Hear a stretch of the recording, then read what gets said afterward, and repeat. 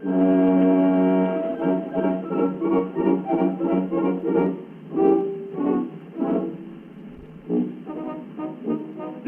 quella via la rendo poco, tutte le fibre marca bambo, tempi segneterà ovvio fra poco, calza il vostro la segnerò. Guarda figlio prima d'amarti, non può fredarmi il tuo martir. Madre infelice, corra a salvarti. A te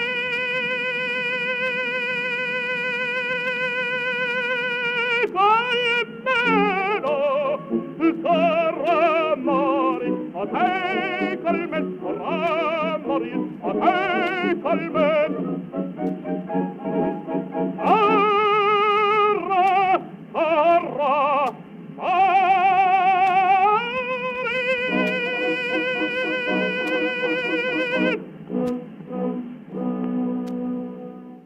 All right, where were we? Where were we with this stuff? That's not quite where we were. Well, welcome to This is Opera and Mr. Opera, and we are looking again at the wonderful videos of This is Opera, and then we're trying to figure out if there's, any bullshit involved, or if there's some truth. And so far, we found some truth and some falsehood. And I have my take, and you have your take. And we have the Montagues and the Capulets with us over down here. So we've got both sides, Team This is Opera and Team Mr. Opera. And when you have questions or things to say or whatever, as long as you keep it respectful, we can talk about it here on the live stream. So let's see where we were in this thing. I know we were talking about, right, we were about to talk about woofy, weak, false. Maybe we went past that. I just wanted to review this, that according to This is Opera, if we had woofy, weak, falsettish, or unclear head voice, that it'd be because we had bad teaching, I guess, not the old school teaching. So then, it would be really surprising if, like, I don't know, if like someone were like going around by the name of Desdemona, for instance, and whoops, and having basically the same kind of quality in the sound, and accusing others of, this and that.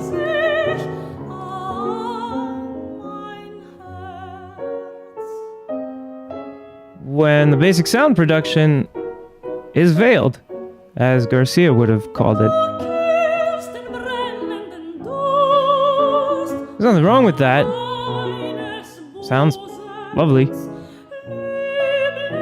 But it seems like a real shame to be making fun of anyone who's woofy, weak, falsettish, etc., etc., when those are maybe the things that could apply at home. So, interesting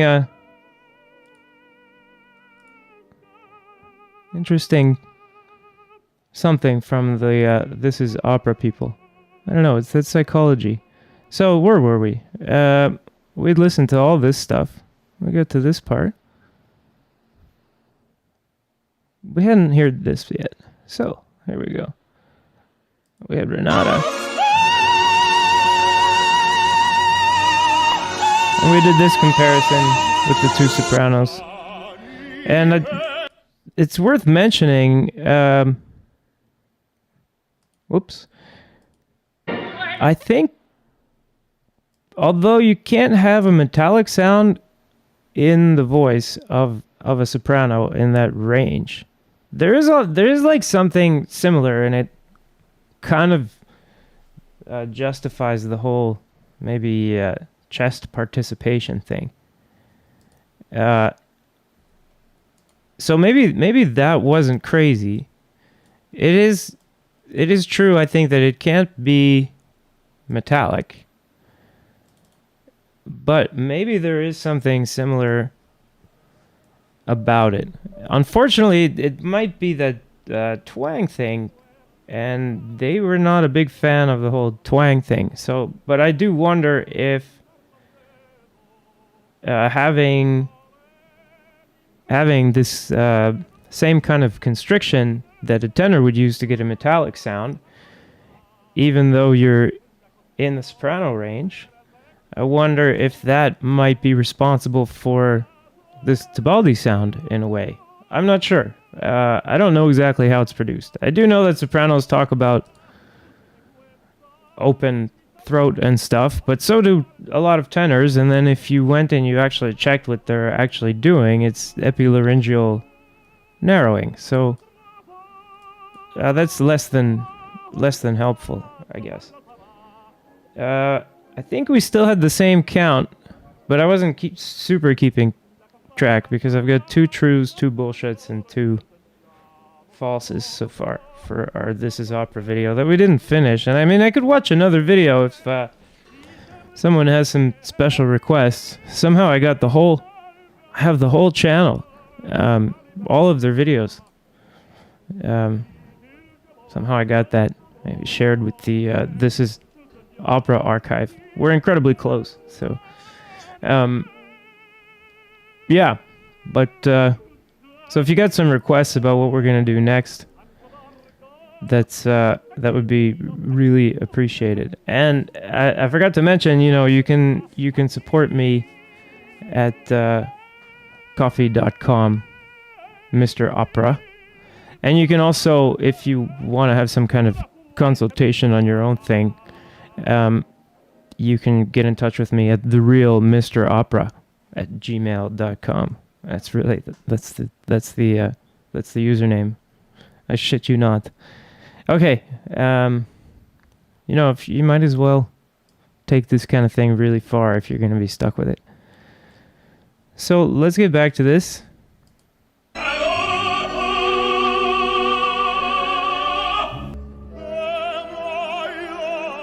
Now we're comparing the tenors. Okay, this is a little bit more valid. Not the way that they're saying it, but this is also valid to say, not the same kind of sound.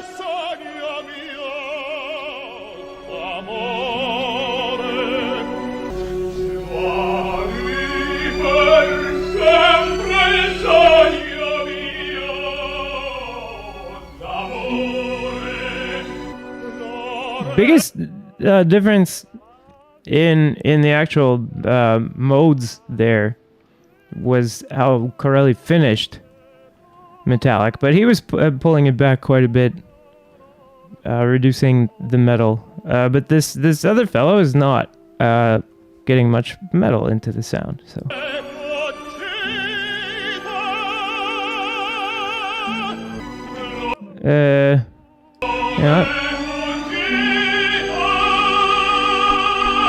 Yeah. You can also hear there's this telltale sign, I think, that the vocal folds are being kept as short as possible. Is that a singer? Some people who don't like, especially who don't like more robust singing, will call this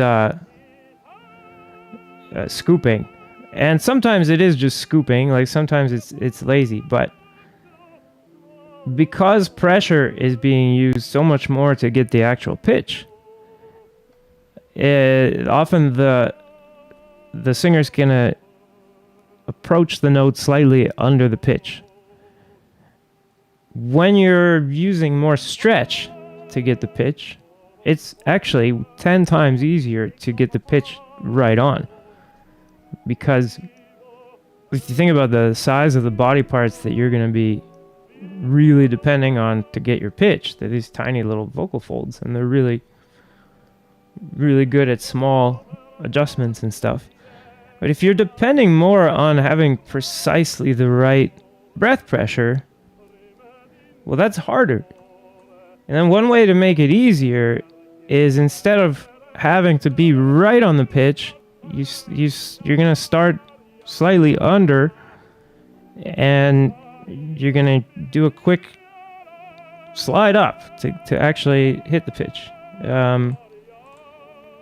And you hear that. It's not absolutely necessary, but it makes the tenor's life way easier if he's singing in this coordination. When it sounds weird, I think, is when the tenor isn't really in this kind of really fuller density coordination, and they're still doing the scooping. Then it's weird, because they don't have a function for it. They're just doing it, and it's not. I don't know. It's not the best ornament. So, yeah, that's that. That's how I feel about that.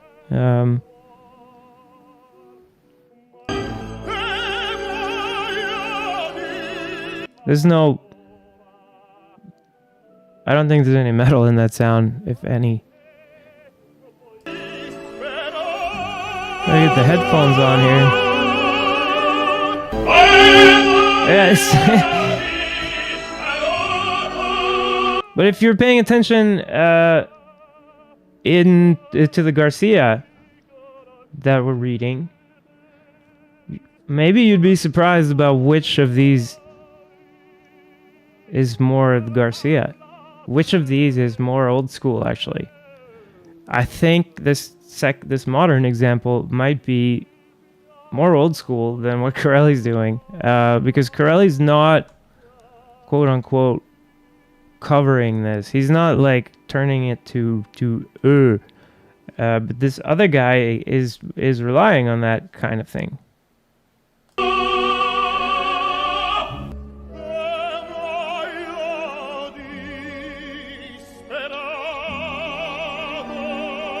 So the there had some metal in it, but the phrase before, I don't think there's any. If it's metallic, it's like curbing or something. It's this reduced density mode, and then if you don't like that, you're not gonna like that. I don't prefer it, but again.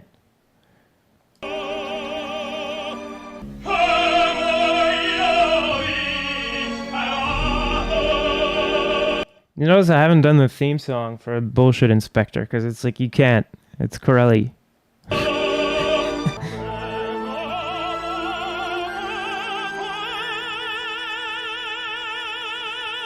That's metallic, I think, but it's the dent. Even if I turn it up, so even if I don't exaggerate this, I can't do that with him, but.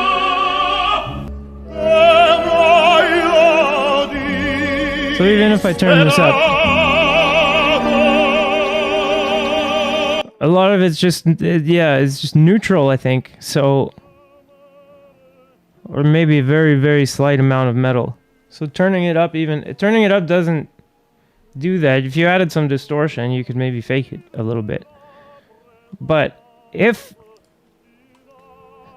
your preference is more this Corelli than the second example, if someone could tell me the name, that would be great. So I'm terrible with names. Let's see. Someone's asking when it's going to start, so that makes me wonder. Aha!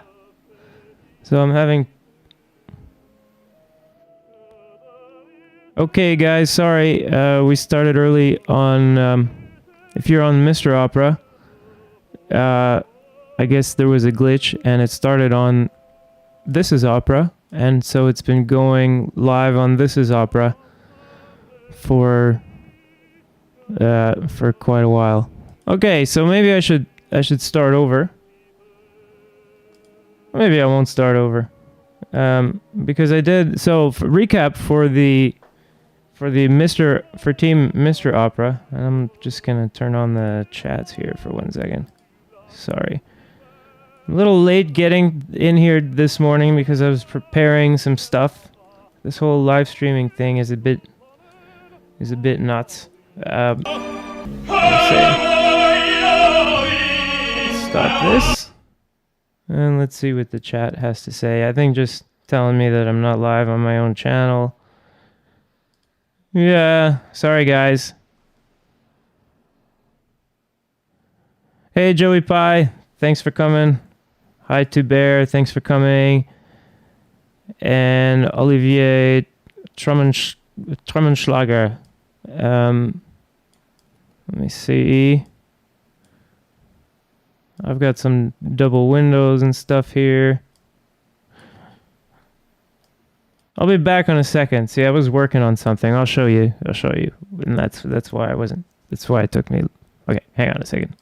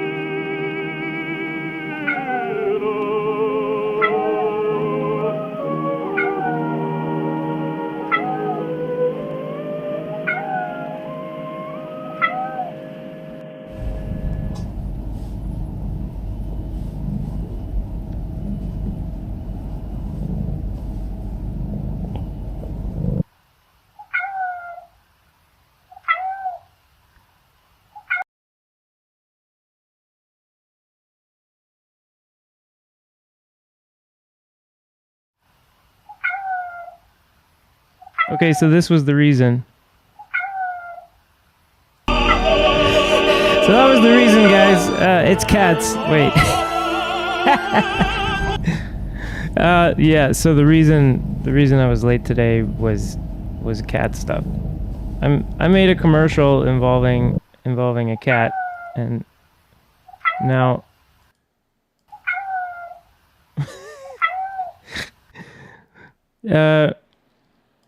It's totally ruined my stream. Okay, so but back to the topic. We were talking about having metal in the sound, and that's essentially what's wrong here. Or not what's wrong. What's wrong according to This is Opera?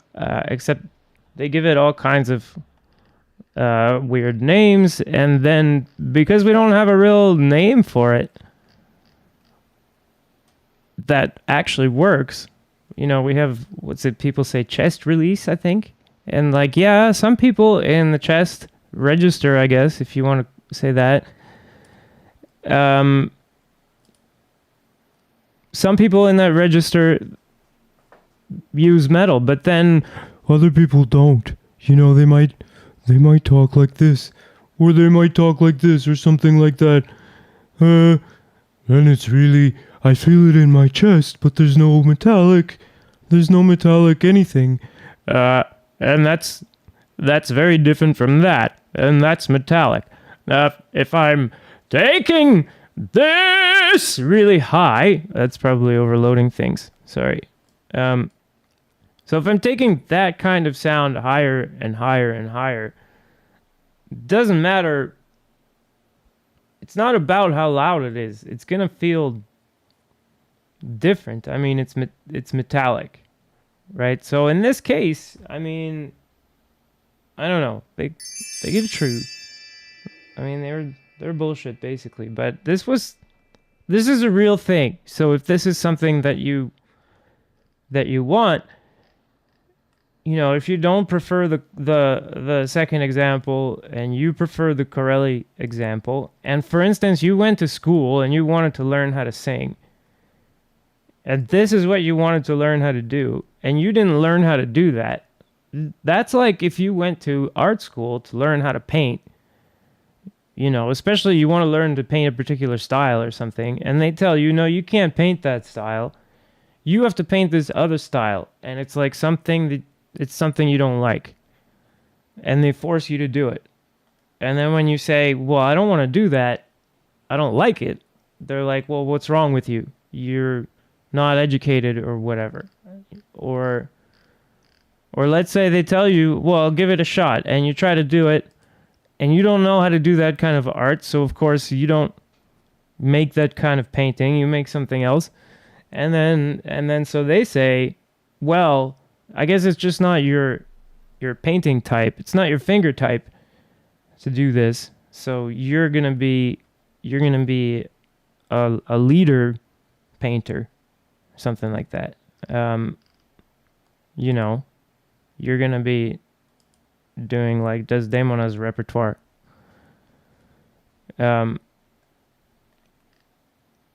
Yeah.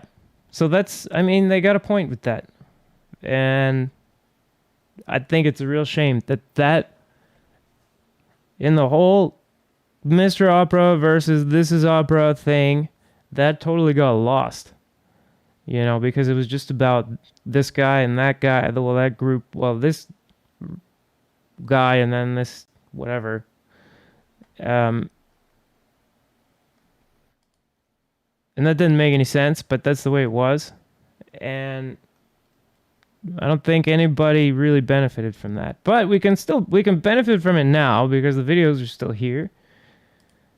And then it's a good example to talk about, like, what is the actual difference here? And then there's some things like I don't know, like with Tebaldi and with the modern soprano there singing the same thing. I don't know how it works exactly. It's not metal, but it's something that seems to work similarly and almost sound similar.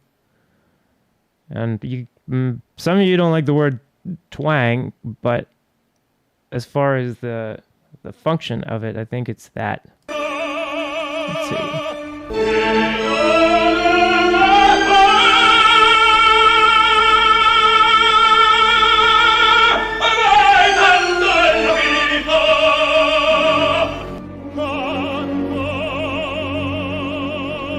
Okay, yeah. So Tony's saying that he saw him. Tony Link, thanks for joining us. Tony Link is saying he saw him live and it was quite metallic. And then, I mean, how could I say that's impossible when there's tons of recordings of me singing lighter and maybe less metallic than is Yusuf is his name, than that, and trying to sing metallic, like maybe like what I had in my mind was, I'm trying to sing like Corelli or something like that. Like that's my idea of a good sound. It has been since I was a kid. And then there were times when actually I felt like I should know better than what I did on the stage. You know, I didn't do anything that I wanted to do. So that's totally possible. I just have this video in front of me, and if this is opera appealed to you when they were making these videos, and you know, you liked what they had to say, then you should give it a, you should be, I think, rigorous about it. So, and in this example, it's like we have like maximum metal and density, and then the other guy, it sounds similar to what I call a reduced density hole, where I get stuck with like overstretched vocal folds, and the best I can do is, it's actually very similar to these coordinations. And I don't like being there, but it happens. So how I listen to someone else who's got that going on is going to make actually a really big difference, because I'm going to react to it in some way.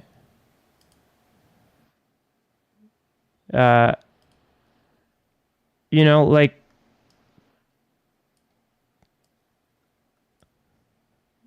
I'm going to have to try to do some emergency maneuvers if I get into what I call this reduced density hole.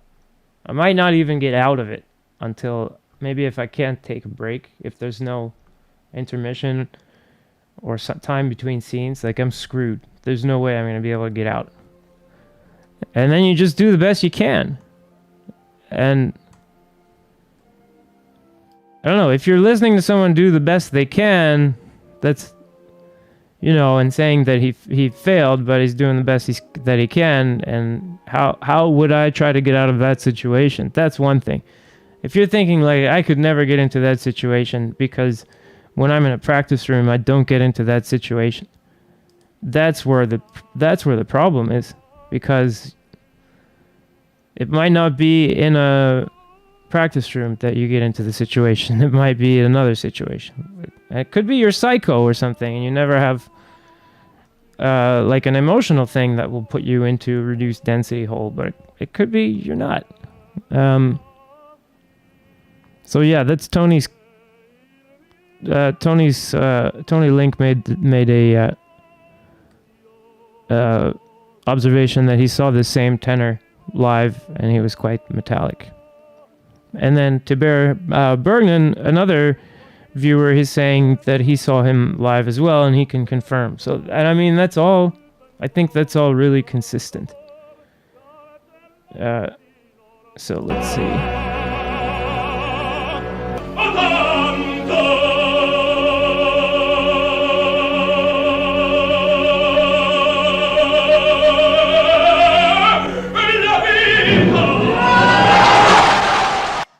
Yeah, it's like even some of the audience was more metallic than Yusuf in that clip. But you know, like I'm saying.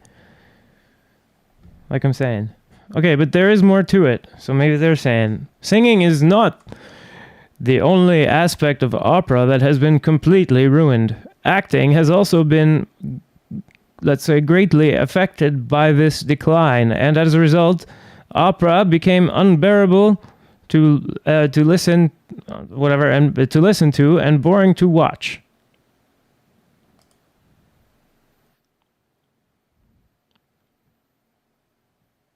Might be true, but I mean, you tell me there was no boring operas before. There had to be boring operas before. Okay. And since opera is supposed to be sung without a microphone, the acting needs to be... Maybe I skipped something here. Yeah. Opera is meant to be performed in large theaters without a microphone. The plots are... This is all true. I mean, and sort of. Also in small theaters without a microphone. The plots, and sometimes, you know, if there's special effects with a microphone or whatever, like Fafner, the dragon in the ring. Anyway. The plots are usually very simple, and the themes are easily relatable emotions, such as love or jealousy. The acting in opera has always been done mostly with the voice, so a well-developed voice and a good technique are necessary. That's definitely true. I agree with that a lot. I agree with that a whole bunch. I have a theory that You should just not contradict it too much. So you do everything with the voice, and then do your best with your body not to contradict too much what you do with your voice. And since opera is supposed to be sung without a microphone, the acting needs to be extroverted in order to be audible. The audible acting. Okay. Theatrical, exciting, and touching. I mean, you're also, as far as the acting goes, it's that you're it's not television, you know, you got to make, and the audience has to see it. So, yeah. Sometimes the singers would use sobbing, yelling, or even screaming to express, dramatic emotions. I mean, that's all true for a certain repertoire, but no one, you know, you're not singing Don Ottavio with, you know, huge, crazy extroverted acting and sobbing and stuff. That's for a particular style. So I don't know. It's a little bit questionable. I don't have a questionable thing, but it's not total bullshit.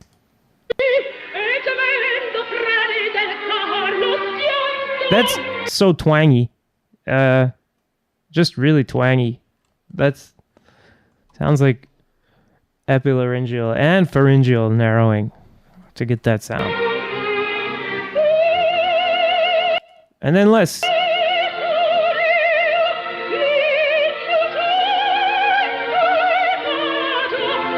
And then a lot. So is that, I don't know, maybe Tony, is that metallic? Tony's, so if you guys are paying attention to the chat, there's this guy Tony Link in there. And if you can get a hold of him, this guy's got ears like you wouldn't believe.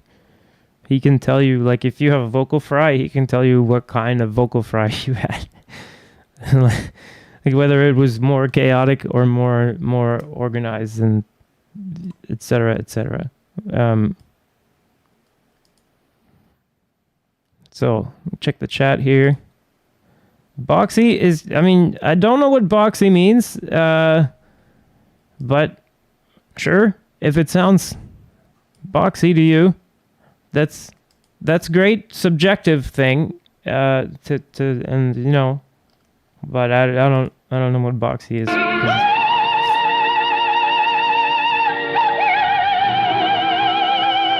It's just much more. Sounds like a much more narrow epiglottis than what most sopranos are trained to do today. They would get yelled at for having like a screechy sound, probably. But you have in this same video, you have Lisette Oropeza getting laughed at for being, what is it? Strident. This is strident. I mean, it should be, but this is strident. She was being all like refined and, I mean, strong, but it was Violetta. This is some strident shit. But so that was funny. Strident.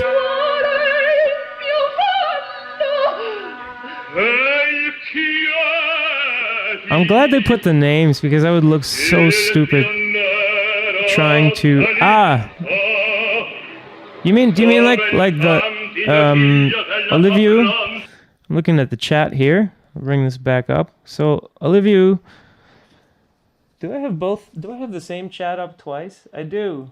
Looks like I don't. Hang on, guys.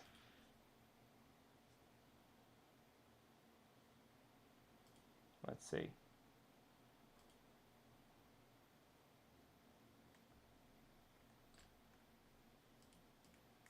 I don't know if I properly have both chats up here.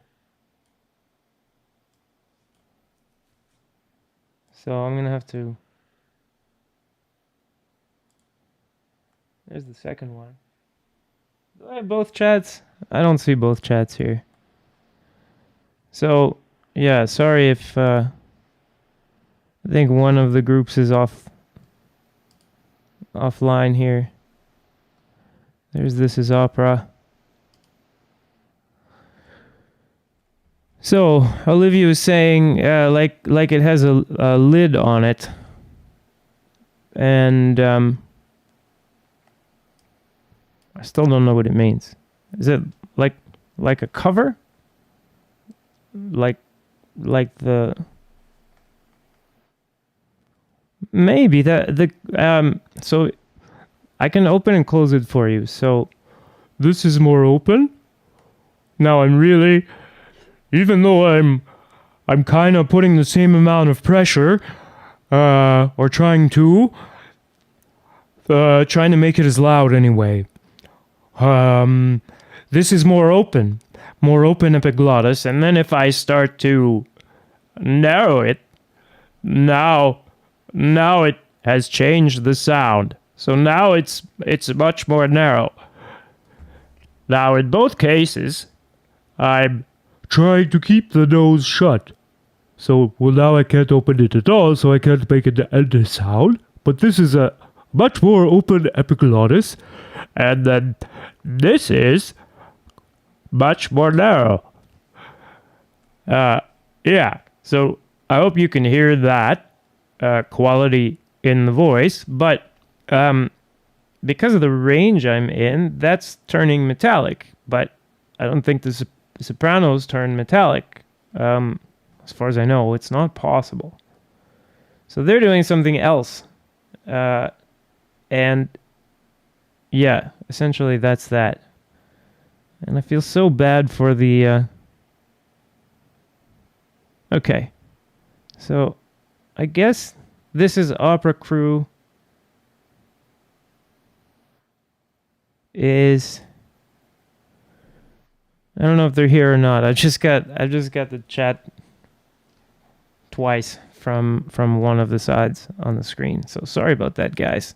I'll fix it. I was working on the other scenes, and yeah, etc., etc. Anyway, so let's continue here. It was metallic. Of course. Non c'è forse la vil partita.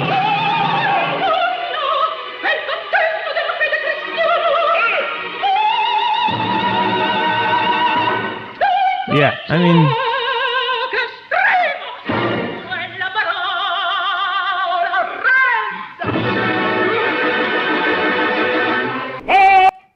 Yeah, I mean...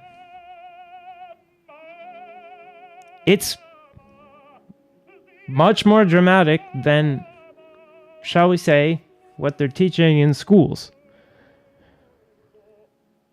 But I wouldn't say that I haven't seen this and heard this kind of passion and etc. myself on the stage. And sometimes it's in the body but not in the voice. So it's kind of important to remember, I think. Check in with the chats here. Okay, so let's go on.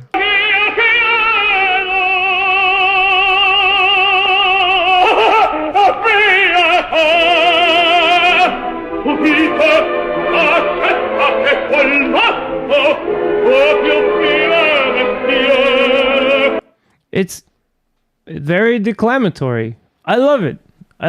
But if you were paying attention during yesterday's Garcia lecture, I guess we'll call it a lecture. If you were paying attention during that, then you know, like, Garcia would be kind of going, nobody sings like the castrati anymore. So back in his day, sounding kind of, you know, light and more like the modern singer comparisons was the old school, and the new school was sounding like this, or moving towards sounding like this. So that's one reason it's weird, you know, and one reason why why This Is Opera, for instance, wasn't going to be reading Garcia to you, because it's this you wind up with too many conflicts when you're trying to cherry pick one style, and when you don't really have a deep understanding of the big picture at all, but you know just enough to put together this kind of impression that you know what you're talking about. That's let's call it the Desdemona effect.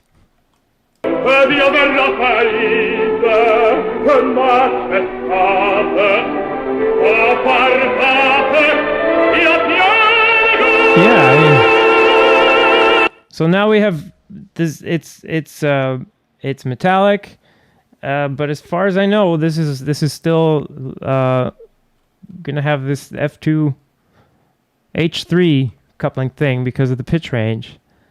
So you've got two things boosting the sound now. It's the metal, but the metal, as far as I know, gets reduced a little bit.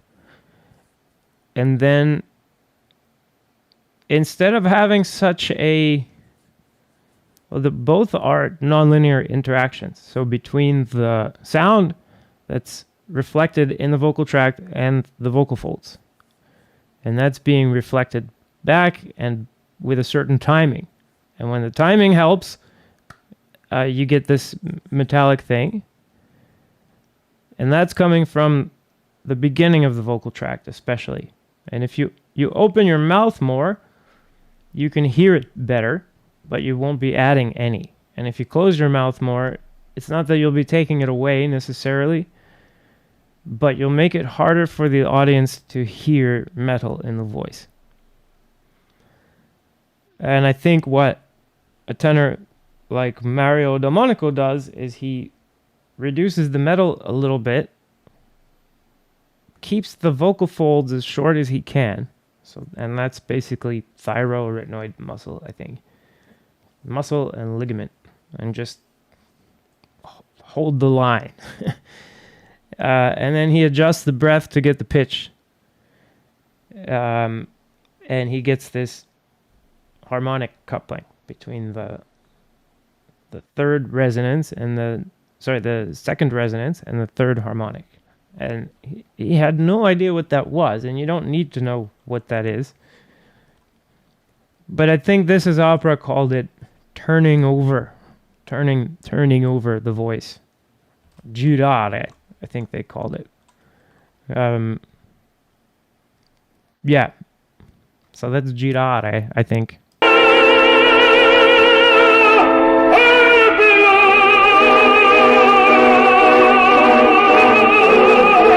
And he's still doing some darkening, so like ah is turning into more like ah, but it's not turning into like oh kind of thing. Like Garcia would have had that turning into oh at the top, and he's maybe just going from ah to ah, so that you don't get like from ah to ah kind of thing.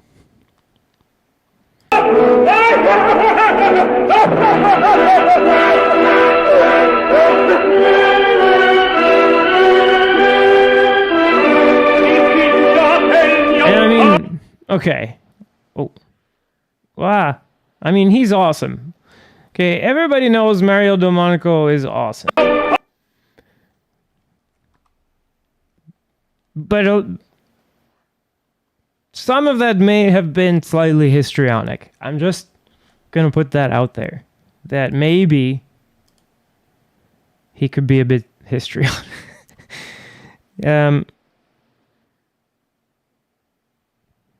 Janet Wilson, hi. Yes, I'm reviewing.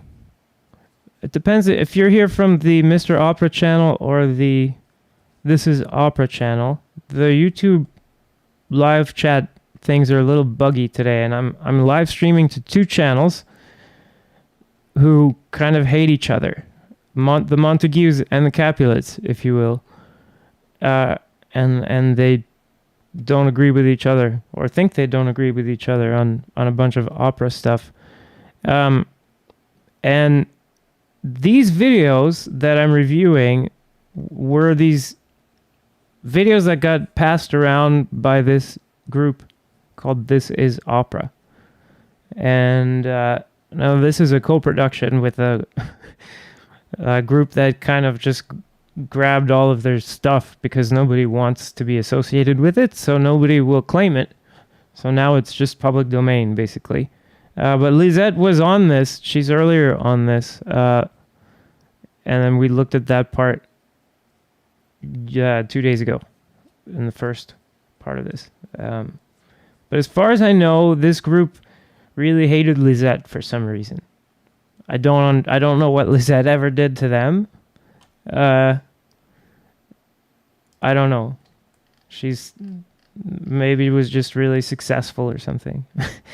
And they didn't like it. So, yeah. But maybe Lisette will come up again. I'm not sure what comes up next in this video. So we're looking at like the history of this phenomenon that was called This Is Opera. They were the biggest channel on about opera kind of ever on YouTube for a while. Well, for a while they were there, and now they're not. And they made these videos, and it was a whole phenomenon.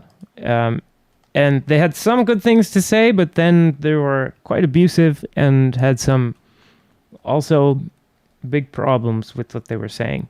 And that's what I'm here talking about. So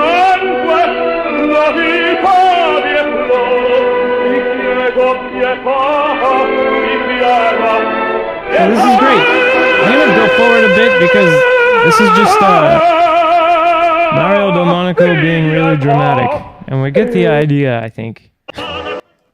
Now this is an interesting choice coming up, because now we're going to hear Di Stefano.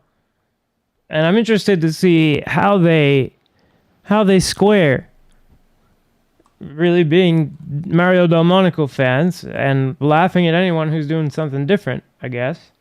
Laughing at someone who's using a lighter coordination than that, which Mario Delmonico himself does later in life. Not all the time, but in some of his range. So now we're going to go from that to Giuseppe Di Stefano, who sang with lighter coordinations than Mario Delmonico his whole career. So let's see.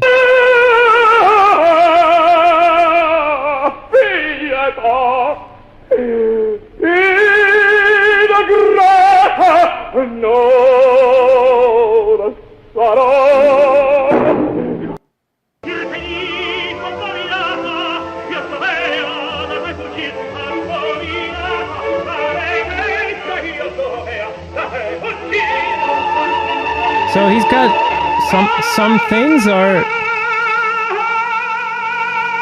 like that's similar in terms of density and stuff, but the whole stuff that was below that in the middle was much lighter. His way of approaching it, and it's a shame that didn't get noticed because he sounds awesome. But I think today they would pick on him. Not for this performance. I think it would be like Yusuf. They would have the videos of him when he gets stuck in a reduced density hole or something. And then they would show you that instead of showing you just the fillet of Di Stefano that we now have as what This Is Opera thinks Di Stefano was. But there's a whole... If you go and you listen to all the Di Stefano recordings, well, you're probably not going to get through them all. And you'll probably have a less, shall we say... you're not going to know what hagiographic is if I say that. So you're going to have a less saintly idea of the stuff. It's like you won't think of him as a saint anymore, or like a revered sacred cow. There's another singer that has a mixed record. I mean, one of my favorite, but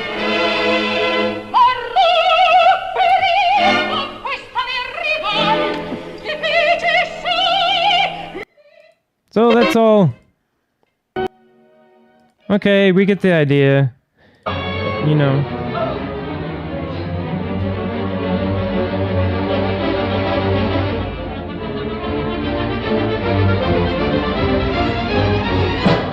And Tosca here. Ah, Tosca.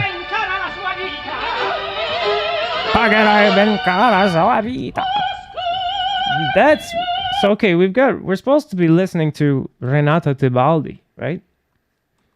But what I think we should focus on here is Spoletta. Hang on.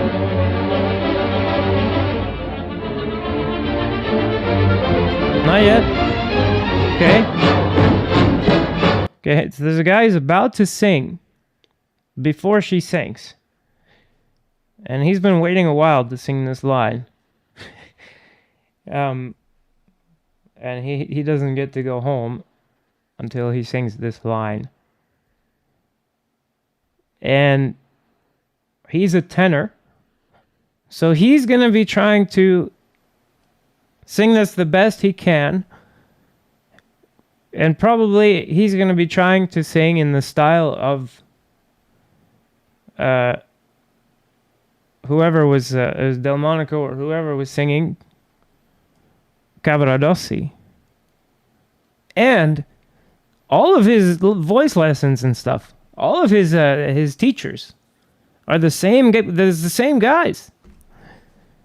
It's all the same people. This guy is definitely just like as much as let's say Desdemona, the leader of This Is Opera, was a student of old school singing. Well, this guy is 10 times more a student of old school singing because he's actually an old school singer from the same generation as Tebaldi, or probably he's older than her. So here comes the old school singer.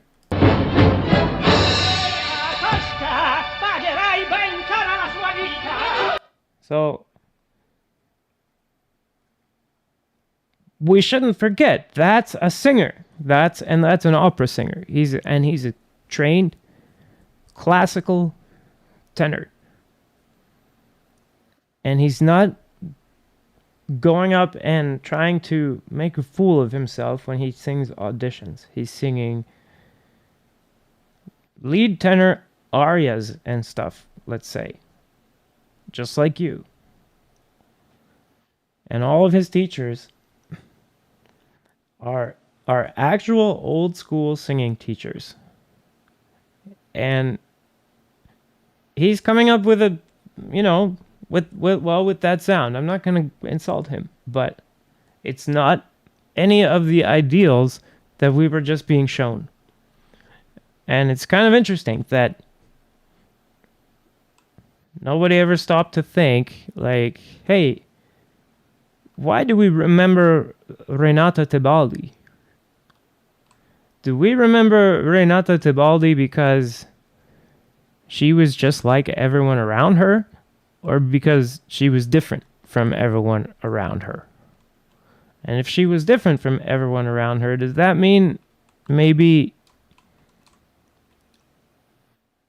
most of the people who had actual old school singing lessons didn't become old school singers? I don't know.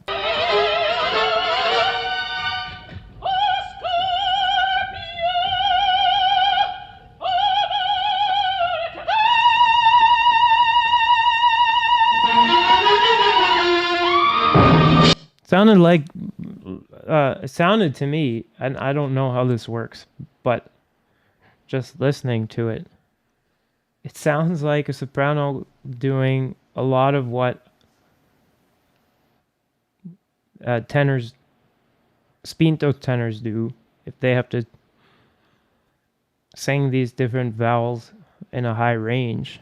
And I see them do it when they pull it off. The whole spine makes the vowel. basically, and they might move the body kind of. It doesn't move a lot, but you can see it's working hard and it's getting these specific postures. And one makes a kind of brighter sound and the other one a darker one. One's more like a caveman, I guess, and the other one's more noble. And it sounded to me like she just alternated those, which is interesting. So I'd really love. I hope they come out with some research that explains how you make a big soprano sound versus a light soprano sound.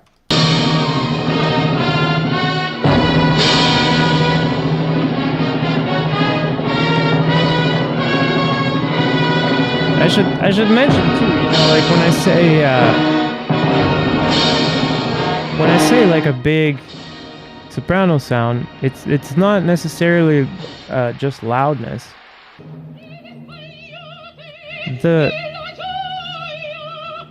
Because the lighter soprano sound can be really loud, and I'm not saying that it's better to always have the heavier one. So I guess if you're watching this, if I mention someone having a lighter coordination or something, it's not a bad thing necessarily. In modern opera, the acting is introverted. I mean,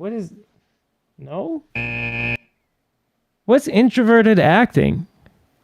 I've never heard anyone. I mean, I've heard maybe you can have an introverted character or something, and the director will tell you that the character is kind of introverted, I guess. But I've never heard of this.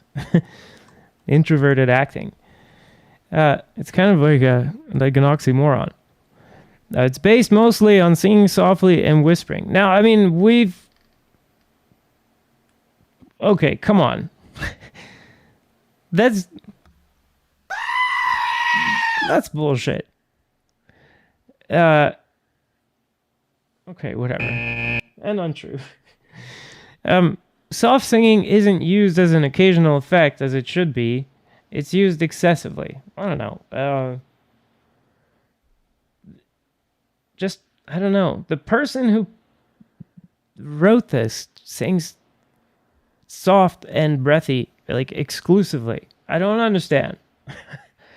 I don't get it. Why do you hate yourself? This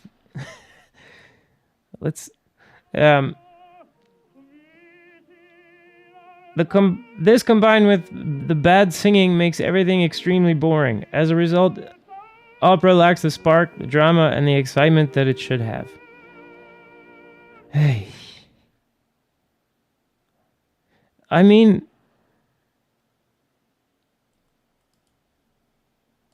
maybe you've been to some bad shows.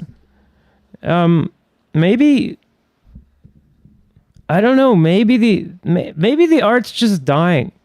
I don't know what to tell you. Maybe it's had its big moments and that's done now. I don't know.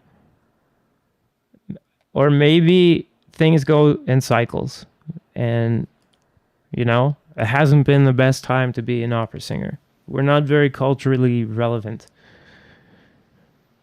But I don't know that blaming the singers is going to, and mistreating the singers and making it more shitty to be a singer is going to improve any of that. I could understand if they were starting like a GoFundMe to, I don't know, fund singers better. I don't know. But that's not what they're doing. This is a result of the fairly new belief that there is some deep intellectual meaning in the libretto, and the acting should be refined. In reality, there is no intellectual meaning because opera was a popular art, not an art of the intellectuals. And I mean, what? I mean, and I guess untrue, but sort of true. Sometimes. Okay, extrovert. You can be like, whoa, you can be popular and something that intellectuals are into as well, like movies. So extroverted acting would now be considered vulgar. Oh, jeez. You know, there's like periods of opera where I guarantee you there's no extroverted acting. There's periods of opera where acting wasn't a thing, probably. I don't know that much, actually. But I know things like singers used to go around with like a trunk full of arias, and if they didn't like what the composer wrote, they would just sing one of their arias, and people just kind of expected the singer to go around with their own songs and arias and stuff. And are you telling me that they were doing scenes like that with trunk arias, with crazy, verismo acting and method acting, basically? No. I think what we see with Delmonico, etc., that's the effect of modern acting. Actually, that's what Delmonico is. Delmonico is acting like that. Is, I don't know. The opera is like responding to James Dean and the old, not that James Dean, the other James Dean,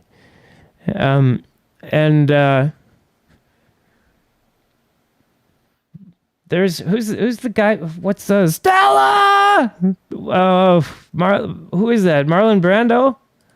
I think it's Marlon Brando. Method acting and all that stuff. They're responding to something modern. So, like, when you look at what Delmonico's doing, that's modern.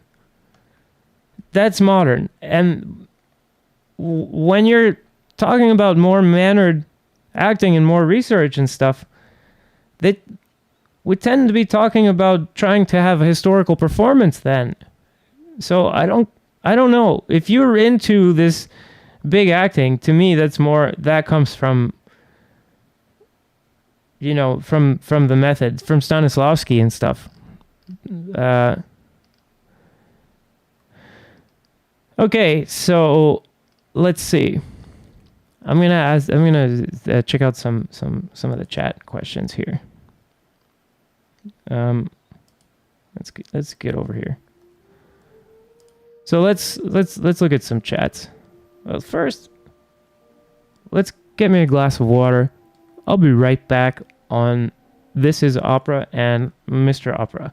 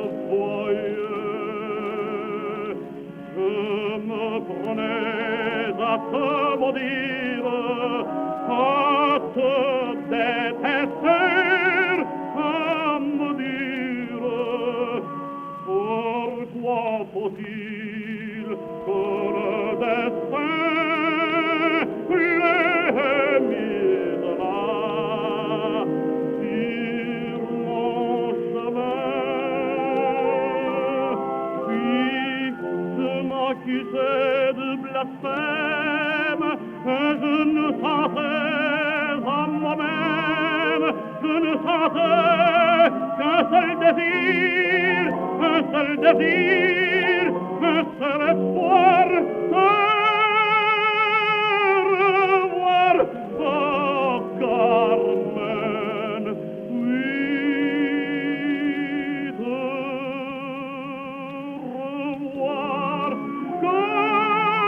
cortina musique forever,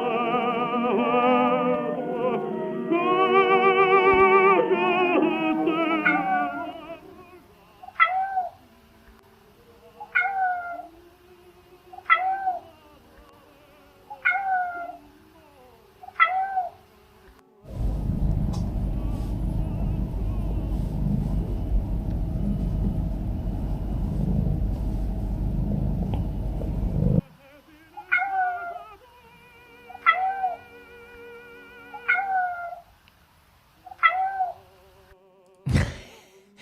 So there's I got my cat commercial working. What do you think? What do you guys think of the cat commercial? I thought it was pretty good. Yeah, so that was Marlon Brando in Streetcar Named Desire.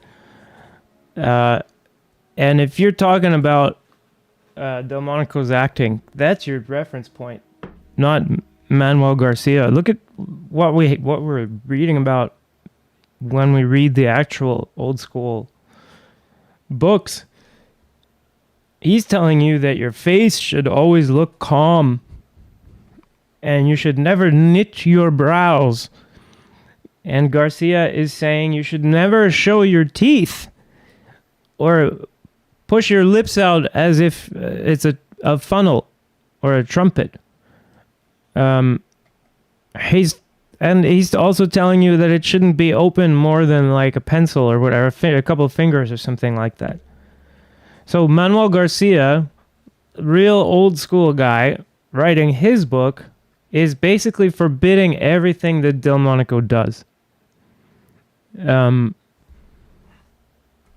So, yeah, a little questionable that this comes from looking for deep intellectual meaning in the libretto.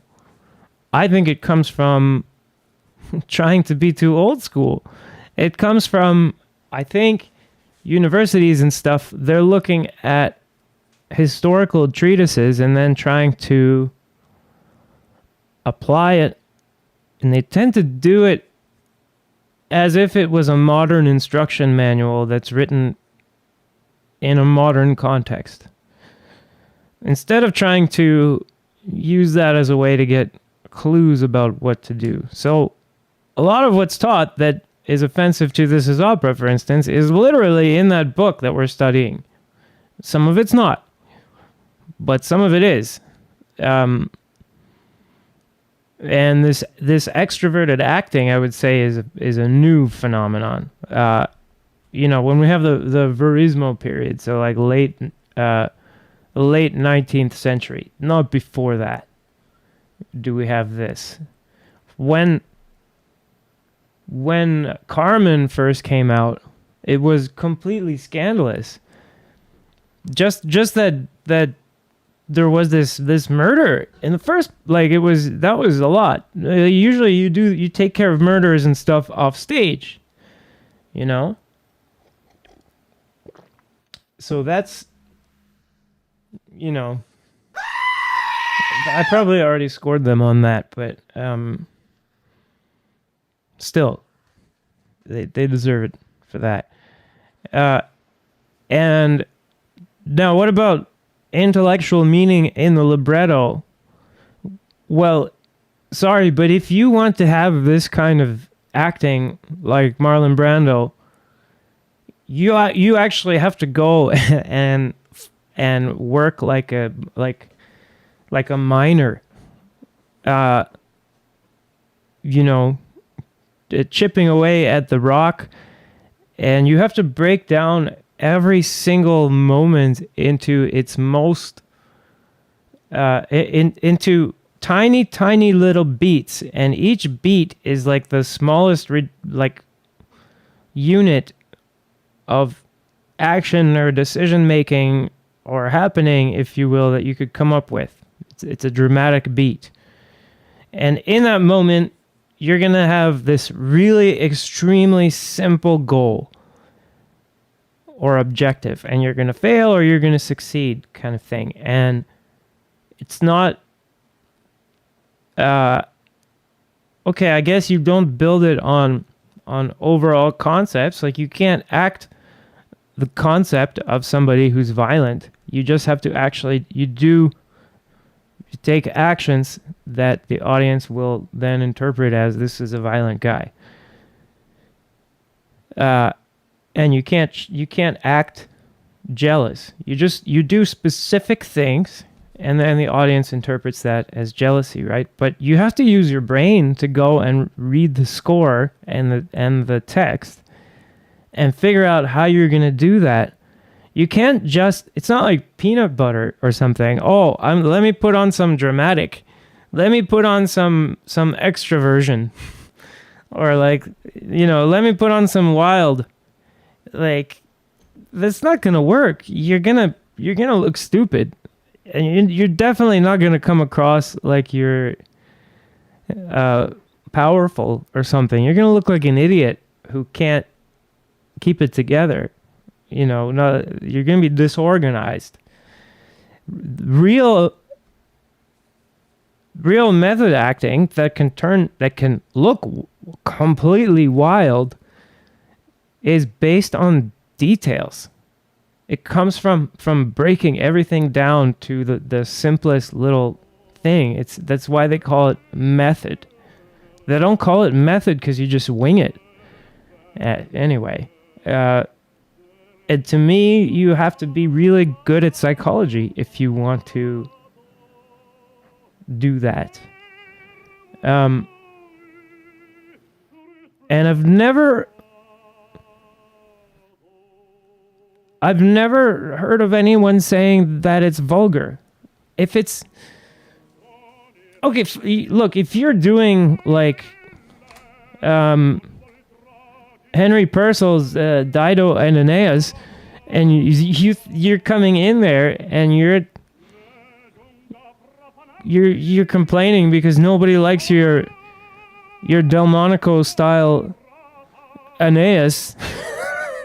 It doesn't even have much of a big part, right? And it's completely inappropriate. Well, you should be laughed at. It should be considered vulgar. You're vulgar. But nobody's, if you come in and you're singing like Don José or something, and you're scaring people because when you're playing the scene, it feels like she's in real danger and you're a complete psycho. That's great. Nobody's going to call you vulgar. They're going to be like, do it again. Yeah, that's awesome. People love that. So, yeah. That's not how that works. Yeah. Anyway, maybe somebody doesn't like big acting, but I've never run across that. Anyway, so let's continue here. I'll just hide the chats. Oh, and I guess I'll check the chats. See what's up with you guys. And it looks like I got no volume here. For the singers is how to deal with silence. Oh, we've got some documentary stuff. I'll check the chats first. See what you guys are talking about.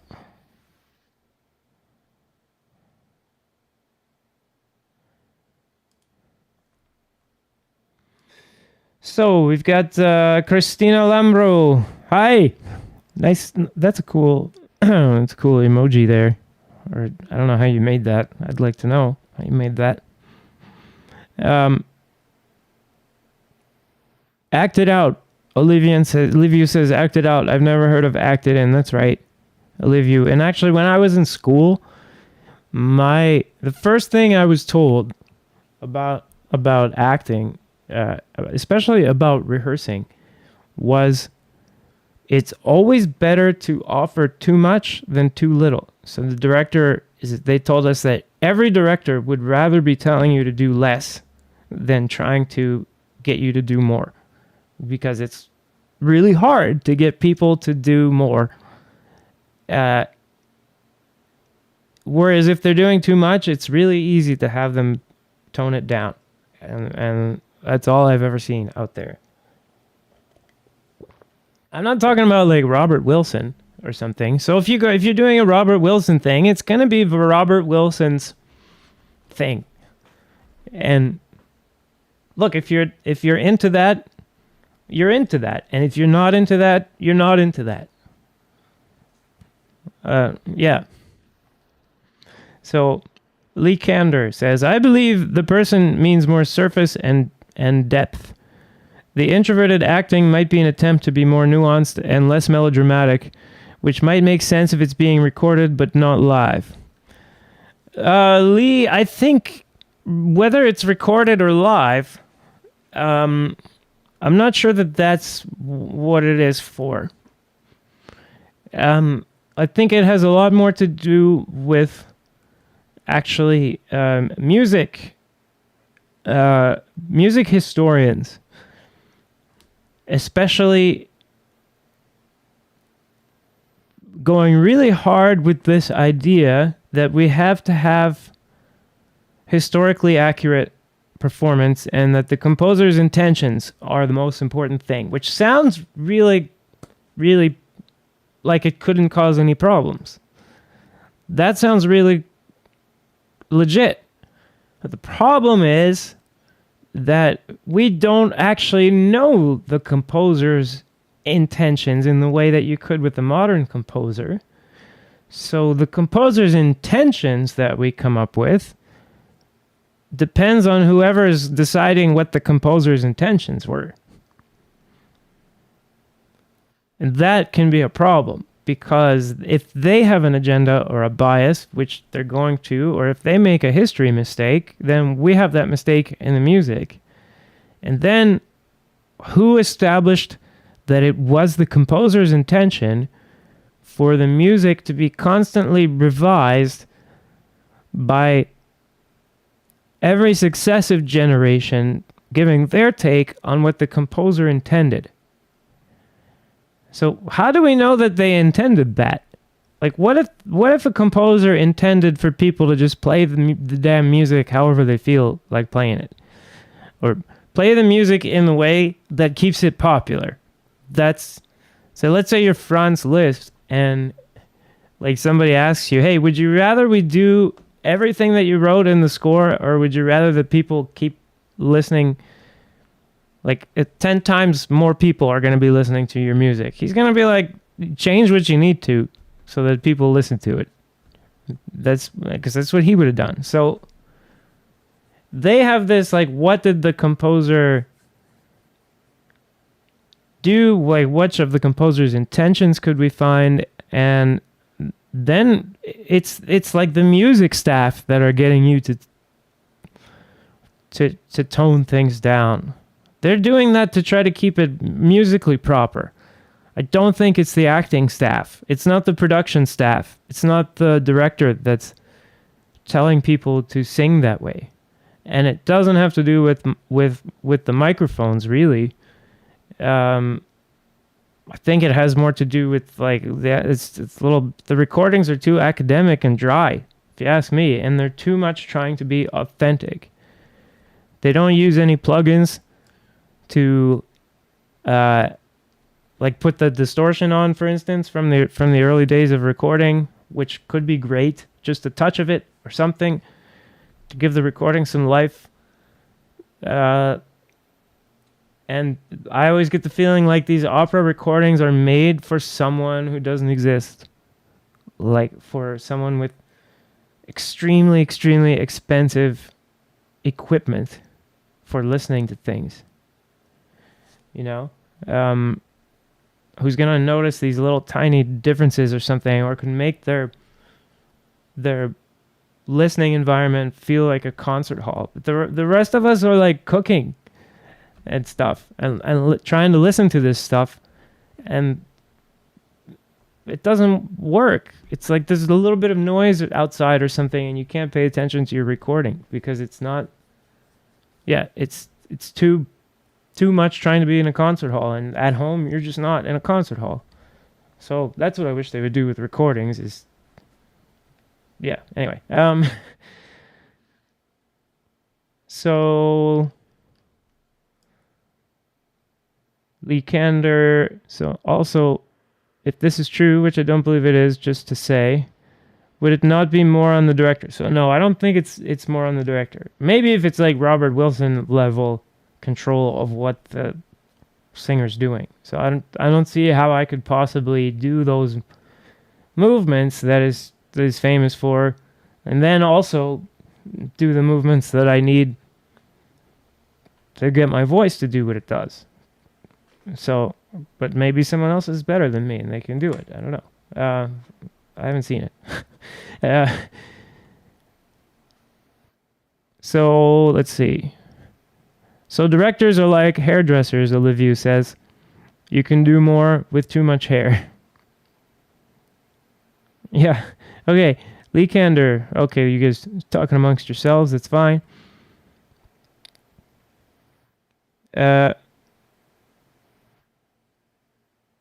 Okay. So let's let's finish this guy up. So I think I covered, and I don't see what's up in the I could try to take a look here. I'm gonna hit play. Oh no, we need to hear this. So this is a. You say to him, love me, vogliatemi bene, but a small love, un bene piccolino. In Italian, that little piccoli. Oppure saranno tutti cantanti con quelle vicine piccole. Now we've been here, haven't we? Tipo Moscerino. No, we've been here.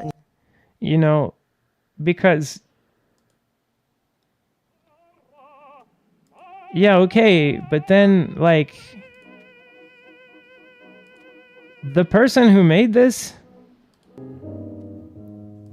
might sound like this, which is fine. It's just as fine as what we were hearing.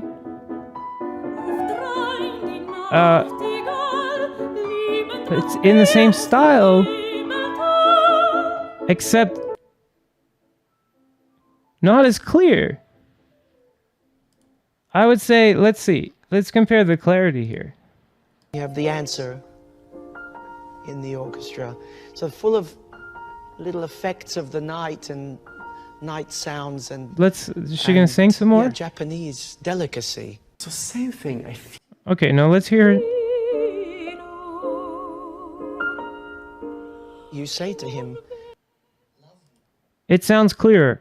The sound is clearer, but also... I don't know what this was. The difficulty for the singers is how to deal with silence.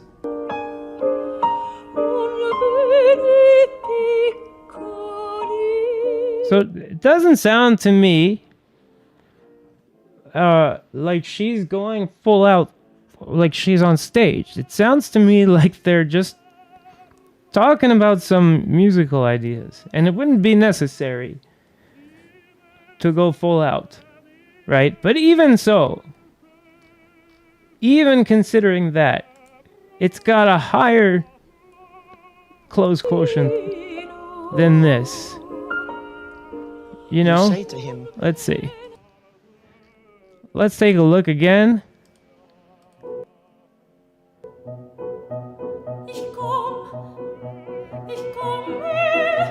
Yeah.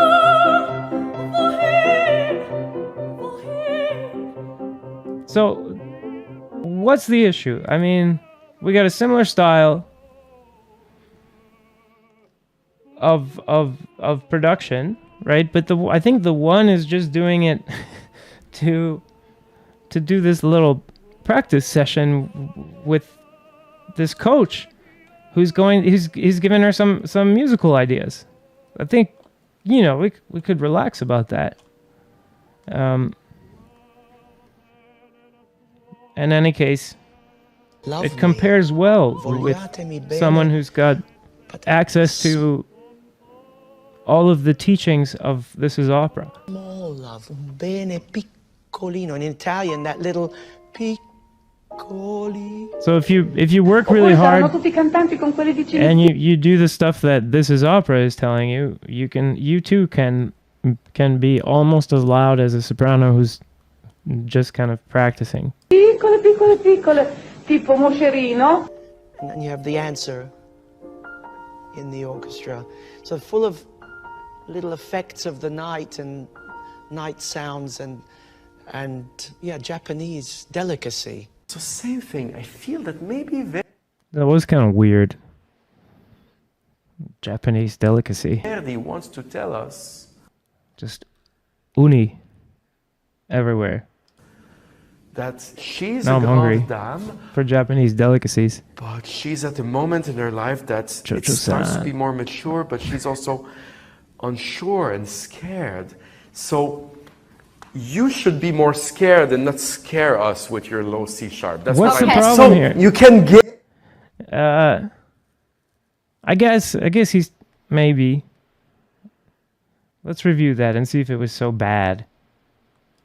thing. I feel that maybe Verdi wants to tell us that she's a grande dame, but she's at a moment in her life that it starts to be more mature, but she's also unsure and scared. So you should be more scared and not scare us with your low C sharp. That's what I mean. So you How do we? But we don't have the results there. And then how do we know? So what? Okay, what's a process? That's the important. Like what? How do you guys think a process works? Like, and especially something like what they're trying to do here, which is coming up with musical ideas, musical ways to conceive of all of this. Like, I guess the model of education that This Is Opera had in mind is this kind of dictation. You know, because they had this agenda. It wasn't, they're not just making these videos just to make them. They're making these videos to sell a service, these voice lessons. And they want you to come with this idea in your head. And by the way, if you're on This Is Opera watching this and you want to say mean things or whatever, you have to come over to This Is Opera because I messed up adding the chats here. So next time I'll have the Montagues and the Capulets. I could either do that or make my cat commercial. So I made my cat commercial. Yeah, so what was I saying? It's not necessary for every offer that a teacher gives you, especially in this kind of situation where they're kind of brainstorming. It's not necessary for all of those to be the one that you're actually going to use in the end. But if the model that you have in mind is like 100% obedience to the master, then something like this would be like you wouldn't understand it.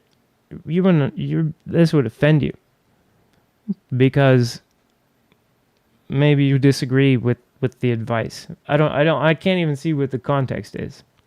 And I can't see if then he advised if she had more than a couple options or whatever, and he actually which one he told her to go with in the end. I see a guy making suggestions, and as a singer,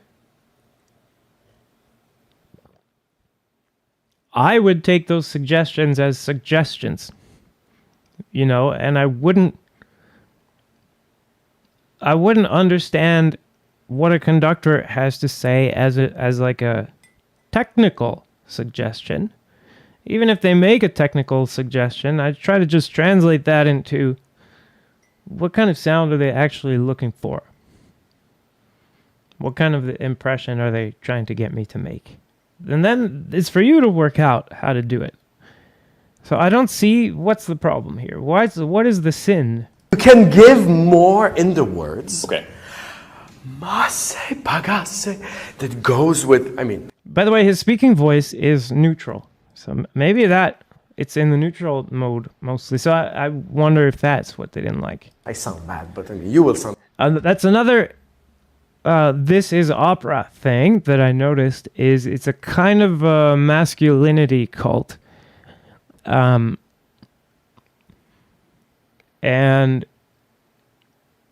especially when it comes to like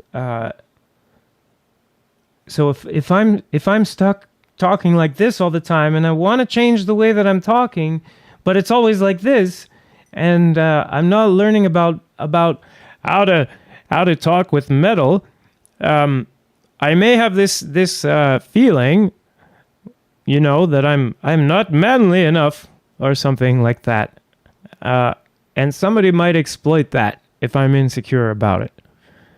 And I see that going on, that there is this marketing, especially to young men who would like to beef up their voice, not even necessarily to be a professional Delmonico or a professional Corelli, just to be able to do it. And they deserve to be able to get that. It's just, I think it has more to do with like things like your posture, etc., and your spinal mobility, things that are maybe fitness things, and that you may not figure out with the first set of ways you try to fix the problem, right? And especially if you don't have a word for what it is that you want, and you don't have a way of even figuring out when you heard it and when you didn't, etc., or of learning how to do that, then it would be appealing if a group comes along and tells you, you know, we can make you talk like a man. Let's see. Chats are blowing up here. Thanks for showing up, guys. I'm gonna see what you got to say. Let's see. Okay. Also heard Armanel Yahoo. She doesn't sing like this live. Yeah, that's what I figured. It didn't look like a sound check to me for the real performance, you know? It just didn't look anything like that.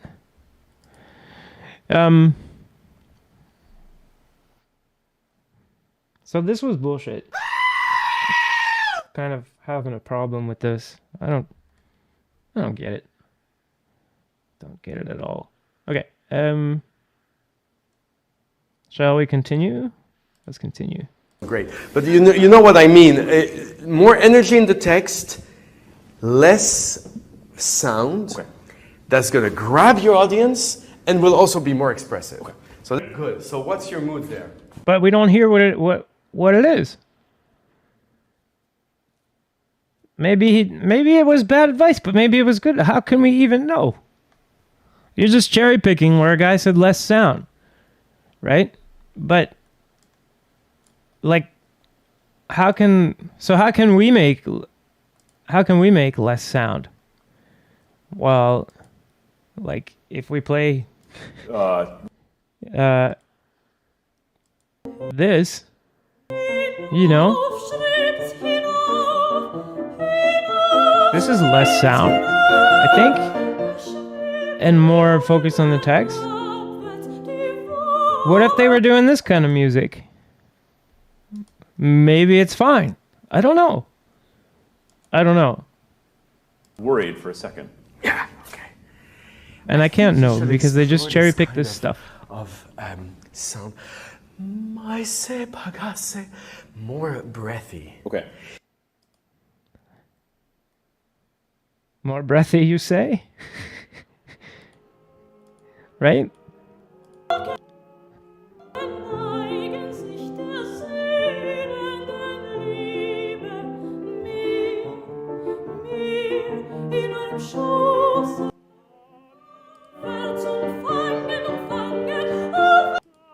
Now we have more breathy.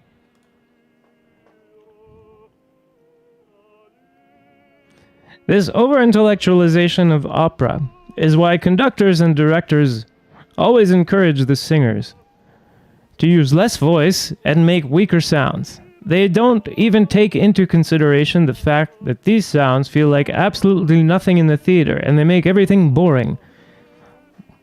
I don't have the rest of the masterclass, whatever that was. I'd love to see if it's actually true that he always encouraged the singers to use less voice. And then I'd love to follow him.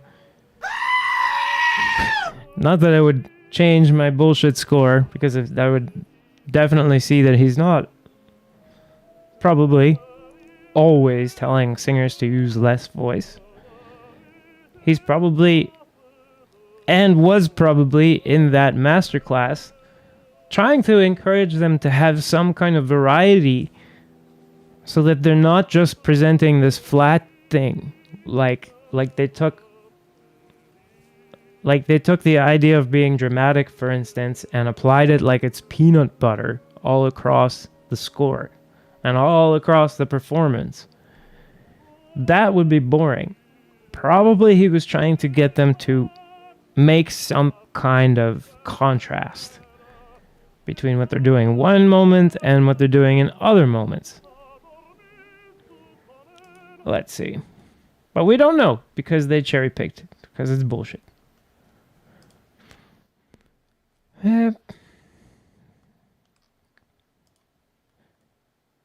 Okay. They try to make the acting realistic in the wrong way. Yeah.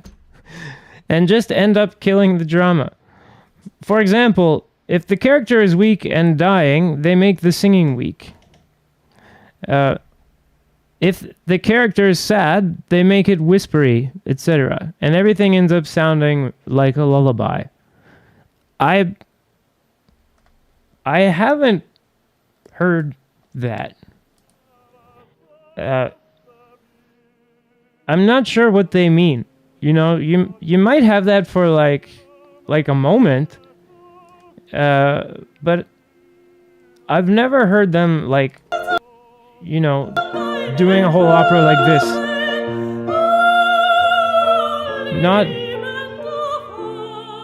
Not Violetta, for instance.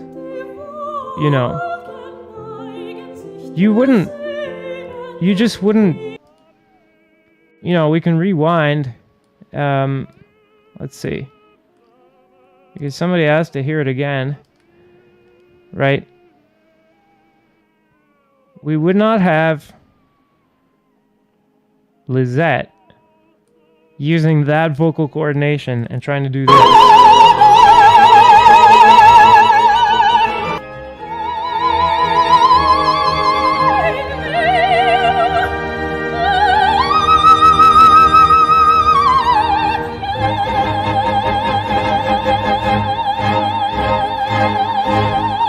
She would die. She would die. She would just die. Right? Because that kind of breathy vocal coordination is really irritating for the vocal folds if you try to get loud. You have to stay really soft. You have to really stay in your lane with that stuff. So let's watch a bit more of this. That goes with, and that's neutral, breathy. You know what I mean. But so is more energy in the text, Desdemona. So less. But he's sound. just trying to give a sense of it, your audience, and will also So be do more we get to hear his? So good. So what's your mood there? No, we don't get to hear what he did. Worried for a second. Yeah. Okay. The speaking voice sounds should clear. Explore this kind of sound. More breathy. Okay. No, we don't. Okay. So now we're back to, okay, we saw this already. Yeah, so then that's verismo. Sorry, but if the character is weak and dying and you make the singing weak, that's verismo. That's, ideally you make them sound weak and dying, establish that they're weak and dying, and then you try to switch back to singing strong and hope they don't notice. you know, and that's suspension of disbelief, and you're using music to kind of, yeah. But you're going to want at least one phrase where you're, but I've never heard anyone do like, oh, do this whole section breathy. No one's going to hear you. Anyway. Understanding why most people don't like opera isn't that complicated and can be summed up in the following points. They're young. They're young. They're not old. They're young. And they're not old. How about that? Okay, no, sorry. I was just kidding. But seriously, the audience is old. So, well, I'm hoping that's a good thing. Aren't we the population is aging, right? Something like that. That's maybe good for opera. So, bad singing. I mean, okay. Desdemona. Lifeless, boring acting. Fake intellectuality that looks pretentious. But I mean, what about this video? People who aren't familiar with opera. Wait a minute, what? Isn't that the whole new audience? Like, the new audience you're trying to get is people who aren't familiar with opera. Why? Okay. I don't understand this. Are they don't like opera because they aren't familiar with opera? Or people who aren't familiar with opera are ruining opera or something? Maybe because they're directing. They do have this point, I think, with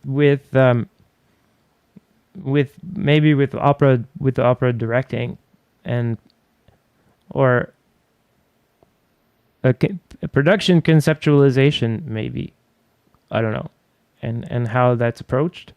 But I don't think it's fair to just single out one part of the industry like that. I think in general the problem is the singers don't have enough creative control over opera. It's just general. And since you don't have creative control with the singers, someone else is going to get creative control. And whoever that is, you're going to complain about them. Because the people who have creative control should probably be the singers. Or they should be a very strong part of the mix when it comes to who has creative control in opera. And that would help. One second. The elitism that follows the over-intellectualization. That's interesting because This Is Opera was working really hard to establish themselves as the top of this kind of elite of people who were old school opera people. The old school opera people are automatically better than the new school opera people, even if they don't sing as well. That's how there's one comment on I posted a short on Instagram with Lizette Oropeza, and someone's like, oh, she's just naturally talented, but her technique is bad. So it's just natural talent, but her technique is bad. So she's figured out a way to frame someone being better than her as, well, actually, I'm better than she is as far as this one category of technique. And nobody can actually ever check that, of course, because it's covered up by talent. So if someone's really talented, they can make it seem as if they're better. But what you don't know, and can't ever know, is that actually she's better in terms of technique, but just not as talented. It's the most ridiculous thing you've ever heard in your life. And it's over-intellectualizing. And it's elitist. So it's really interesting. This part of the TIO things is kind of projection, if you ask me. But that's kind of typical for certain personality types. Does Desdemona effect? It's the Desdemona effect. Is this really a matter of changes in cultural preference? Not really. How? Okay. How do you just okay, is it really a change in cultural preferences? Not really. So that's the argument, that giant fucking massive question of is this a real thing, or is this just cultural preference? Oh man.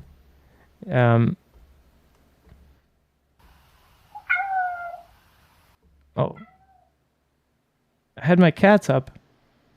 Second, so I'll be right back and see if there's any more user comments. I'm gonna try to get my cats to work again.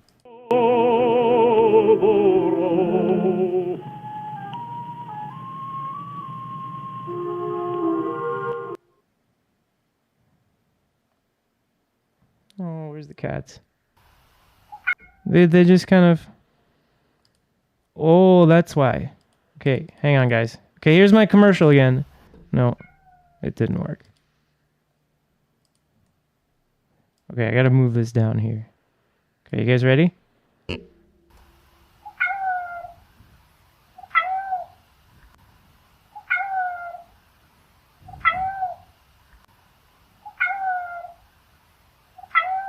you gotta give me money, or she's gonna go back to the boring, low quality kibble. I'm telling you guys. She's not my cat. She just visits. She just kind of started. She started showing up here.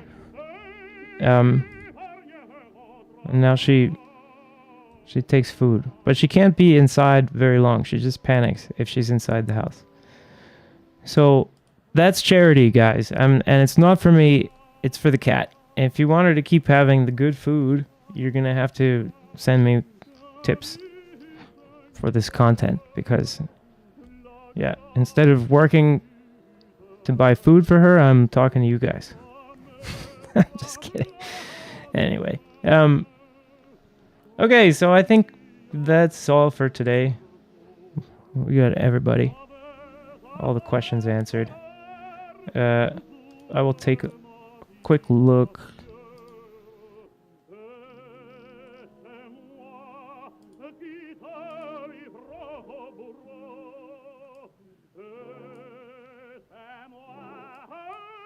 Yeah, the TIO people went away because their chat wasn't up. So, thanks for joining me, Mr. Opera guys. Also, this is Opera people if you were there. Gonna be signing off now. This is Mr. Opera, and I guess we should do real quick the